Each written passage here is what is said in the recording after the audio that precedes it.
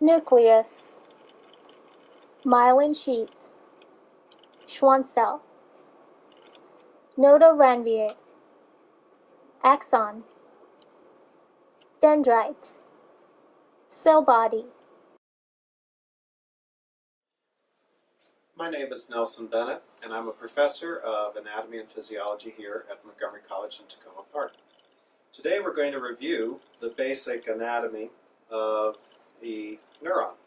And in particular, the type of neuron we're going to look at is going to be a multipolar neuron, which is usually motor in function.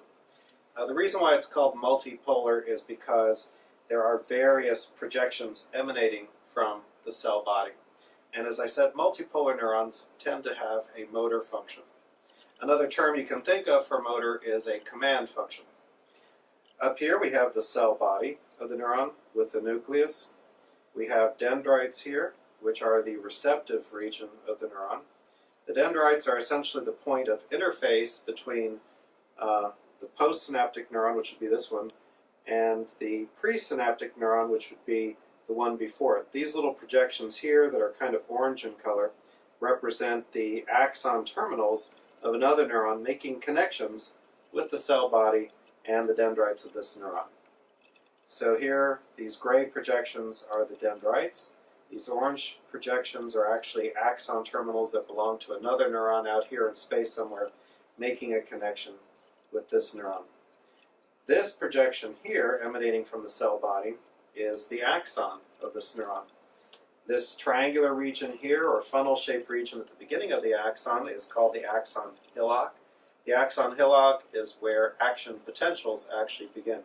These are the electrical signals that are sent down the axon and eventually will communicate via neurotransmitters to the next neuron. Moving over here, we can see the continuation of the axon with various organelles inside of it. The gray covering of the axon, which is actually the plasma membrane of the axon, is called the axolemma. And then we can also see that the axon is insulated as well. The cells that insulate the axon in the peripheral nervous system are called Schwann cells. And we can see clearly here a Schwann cell with its nucleus providing insulation for this axon. And then the next Schwann cell would be here. The Schwann cell essentially insulates the axon by enveloping the axon with its plasma membrane many, many times. And as you may remember from previous biology classes, plasma membranes are mainly composed of phospholipids, lipids being the key word. So the insulation of the axon is many layers of fatty membrane, and as you may or may not know, fats make poor conductors of electricity, so they make really good insulation. So we call the multi-layered insulation created by the Schwann cell, we call that the myelin sheath.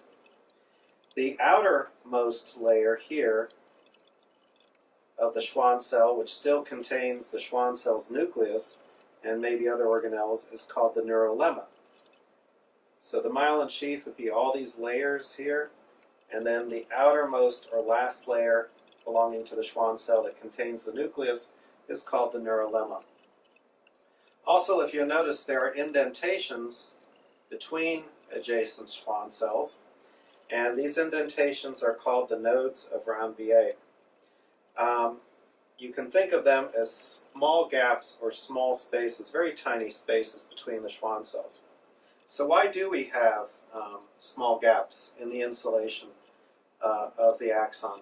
Well, action potentials are spread or propagated by the opening and closing of various ion channels, sodium and potassium channels to be exact. And in order for the action potential to continuously travel down the axon, we need to have an influx of sodium and an efflux of potassium, and the only way to do that is to have channels. And we do not wish to actually cover up our ion channels. So the ion channels would be located at these nodes of Ranvier. So the nodes of Ranvier essentially provide space for the ion channels. And finally, the last structure to be pointed out would be this gray connective tissue that we see here covering the outside of the myelin sheath. This is a gray connective tissue called the endoneurium. And why do we have connective tissues outside? Well, we do want the electrical events of this axon to be isolated from any electrical events occurring in any adjacent axons. You would have to imagine that a nerve is essentially a bundle of many axons. And so we keep the axons separate from each other by covering them with this connective tissue called endoneurium. And that's essentially a review of the structure and function of a typical motor neuron.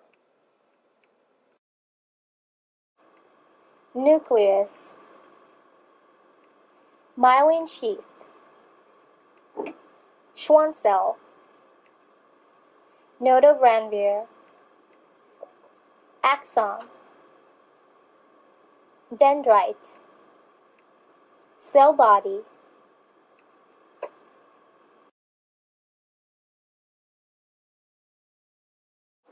nucleus, cell body, dendrite, axon, axon terminal, Axon Hillock, myelin sheath, Schwann cell, node of Ranvier, endoneurium, axolemma, neurolemma,